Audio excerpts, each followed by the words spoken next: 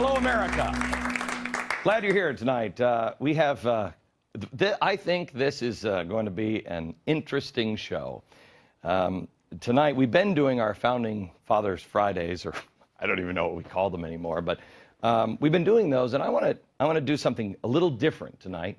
I want to build off of what we started to build at the very beginning of this summer, and that is on the faith of our Founding Fathers and what changed it. How did that happen? We told you the story of George Whitefield. George Whitefield was a guy from England who just started. He was kicked out of all the churches because they were like, wait a minute, no, power goes to us. And he was saying to the people, no, power comes from God, and you don't really need anybody in between you and God. Listen to God. God will tell you what to do. Have a personal relationship with God. Well, that changed things here in America because he came over on the boat and he decided, wow, I mean, America is going into spiritual darkness. It's what's called the First Great Awakening, and it spread to all of the preachers. Those preachers preached that from 1740 until 1780, and that period inspired our founders. A lot of the words that came right directly from the pulpit are in our founding documents. Well, we talked a little bit about this on this program, and then last Friday, 8/27, the night before, my wife and I rented the Kennedy Center, and we invited a few people to speak, along with David Barton and I, and then we filled the Kennedy Center with preachers, pastors, and rabbis. I think we had about 2,000 of them or something like that, and then we filled the rest of the Kennedy Center with just people, normal people. In fact, was anybody in that audience? You two in that audience? None of them made this. Tickets were really hard to come by, and we have been playing it now on Insider Extreme at glennbeck.com, but this is, people said that attended, this was better than the 828 event because it really was the nuts and bolts of spirituality and what we need to do. When Alveda King walked in, she looked pretty beat up that night, and she was under threat and everything else for standing with me on the stage the next day. And she walked into the Kennedy Center, and I was walking towards the stage, and she walked in, she looked so tired, and I said, Alveda, get ready, because you're going to feel it here. And she stood there for just a few minutes, and we talked, and she walked backstage, and she said, whew, I do feel something happening. She told me the next day, as she was getting ready to walk on stage, she said, Glenn Beck, the next time you tell me to expect miracles and have something big happen, I'm going to believe you. Something huge is happening in America. I believe it is the Third Great Awakening. George Whitefield, the first one, led to the American Revolution. The second one started with the churches and led to the freeing of slaves with Abraham Lincoln. This one, I think, is going to change just as much. It is, an awakening happens when people realize the stuff that they've built their life on is meaningless, and there's corruption and everything else. And it's nothing political. It's spiritual in nature. So I'm going to go over the, well, here, let me take you over here to the chalkboard, and I want to show you here the, this is what I talked about. I've been talking about this for a year. The media is now calling in because of the speech last week. And they're like, was Glenn Beck becoming a preacher? No. When did this start? Last year. Faith, Hope, and Charity. Thanks for watching. Faith, Hope, and Charity. This is the answer. People are going to the election booths, I think, and they're saying, hey, we got to elect a Republican or a Democrat. No.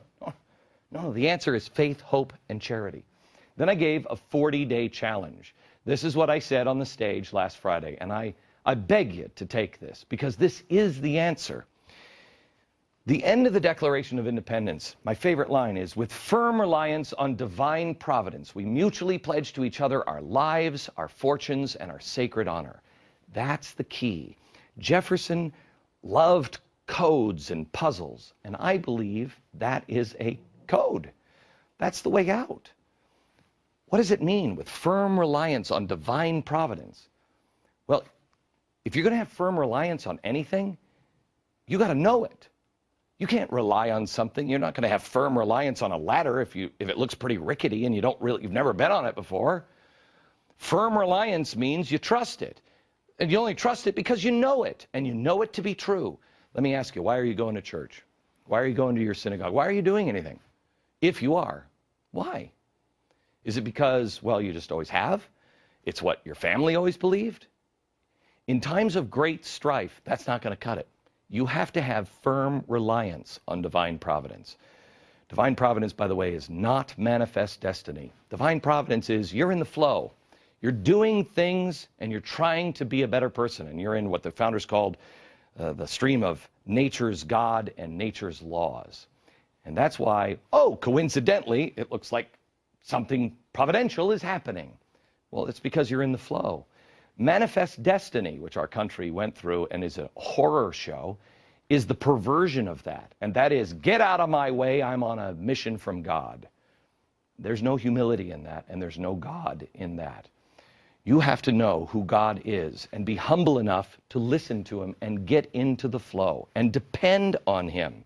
If you know who God is, you'll know who you are. And you'll know that you have a purpose. You're born at this time for a reason. I don't know what it is. You're going to have to figure it out. But everybody has a reason to live. And the media will ridicule you if they say, the Kellogg, Institute, or all I think of is not the business school, but the cornflake people. I wish it was the cornflake people. I like them better. But the Kellogg Institute once did they wanted to do a study on my company. And they said, because all the decisions you make appear to be wrong, and yet they all work out. And I was talking to my business partner, and I said, oh, they're going to be so sorely disappointed when they hear the answer, because they'll never believe it. The answer is, on how we make decisions, we pray on it. And then we just do it. It may seem wrong. A lot of times we're like, you got to be kidding me. But that's what happens. Now, maybe it's all a coincidence that things work out, or maybe there's something to relying on divine providence and knowing that God talks to each one of us. They'll make fun of you for saying, oh, I'm listening to God. Oh, are you? He's listening to voices. No. He's just listening to that small, still voice inside. With firm reliance on divine providence, we mutually pledge to each other our lives. That means you don't get to do all the stuff that you might think you wanted to do. It means that you're going to have to give some stuff up. You're going to have to volunteer. It means you're going to have to, maybe you can't retire at 65 because you got work to do. It's not necessarily dying for what you believe in. It's like George Washington when they knocked on his door after he retired and said, I'm going to go be a farmer. And they knocked on his door because the country was falling apart. And he answered the door and he said, have I not done yet enough for my country? No. God's never done with you. Our lives, our fortunes. This means make the hard sacrifices. I have to tell you, the hardest thing for me to get my arms around was tithing. Tithe 10%? You got to be kidding me. My agent takes 10%. And I give God 10%? What's left for little old me? It was the best decision I ever made. You never felt charitable on tax day, but you feel charitable every time you turn in 10%. You do. It makes a difference. It makes you feel good. It will change. Prove me wrong. Try it. And the best thing is, now I can call up my agent and I can say, gosh, I'm really clear on what God did for me this week. What have you done? Fortunes and sacred honor. A lot of our founders, they lost their lives, they lost their fortunes, but they never lost their sacred honor. That means tell the truth, especially when it hurts you. So, faith, hope, and charity, and the 40-day, 40-night challenge. Find these things out. Make them true in your own life. That's our topic today. And I have three of my new favorite people. Dave Reaver is here. Dave is a decorated Vietnam veteran and founder of the Reaver Foundation. He is joining us, believe it or not, from Wasilla, Alaska, at Governor Palin's home. Can we roll the tape of what happened earlier? Dave, you had the most high-powered, high-priced makeup artist ever. I did. And yeah. And as wonderful a person as I've ever known. Yeah, Sarah was, we were trying to find a studio because you were up in Alaska, and we were trying to find a studio, and Sarah volunteered hers, and then when we said, we'll have a makeup artist come over, and she's like, I'll do his makeup. Then we also have from Seattle, Rabbi Daniel Lapin, the founder of the American Alliance of Jews and Christians. He is in Seattle, Washington. Hello, Rabbi. How are you? Hi, Glenn. How are you doing? I'm very good. You were quite amazing. All three of you were. You were quite amazing on last Friday and in the Kennedy Center, and I thank you for being here today. And Miles McPherson, he is the pastor of the Rock Church in San Diego. He is the author of a book called Do Something, Make Your Life Count. He is also former defensive back for the San Diego Chargers. Miles, how are you? How you doing? Okay, so let me just start here, and you guys just feel free to chime in at any time. There are people now that are starting to print that I'm building some political coalition, blah, blah, blah.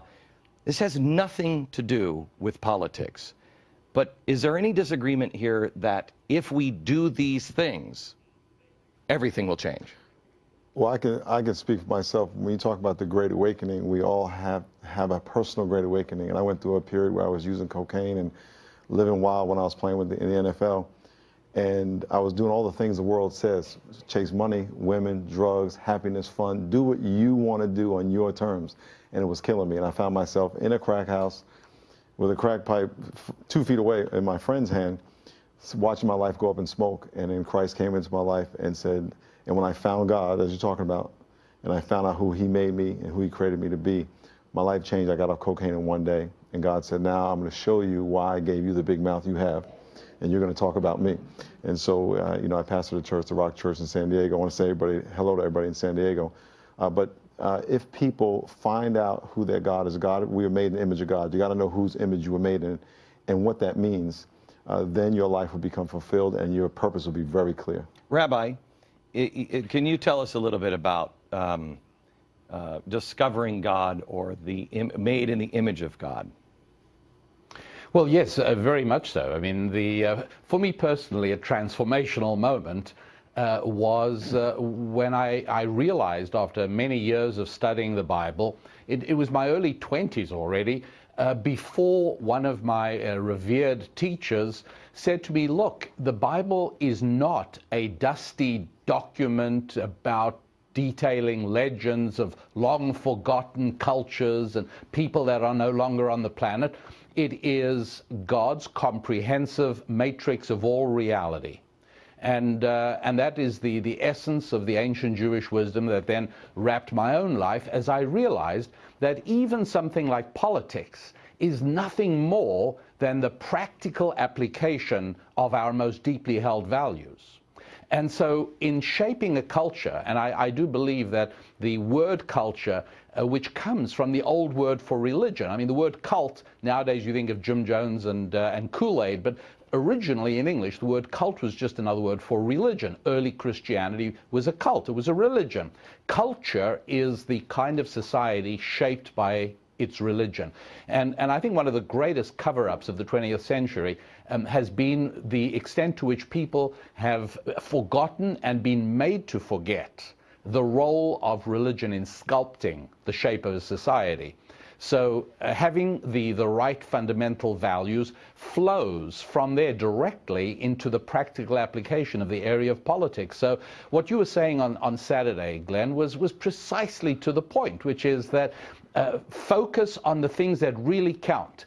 Let's pay attention to our boss, Father in heaven. Follow the instructions, and the practical application, what we need to do and the way we need to influence and bring along our friends and neighbors will flow almost automatically from that. Dave, the founder of my church said one time, teach people correct principles and let them govern themselves. That's the way it should be. I mean, I know there's concern. I saw it in the papers. Glenn Beck is talking about a theocracy. No, I'm a small government guy. Teach people correct principles, and they'll figure it out on their own.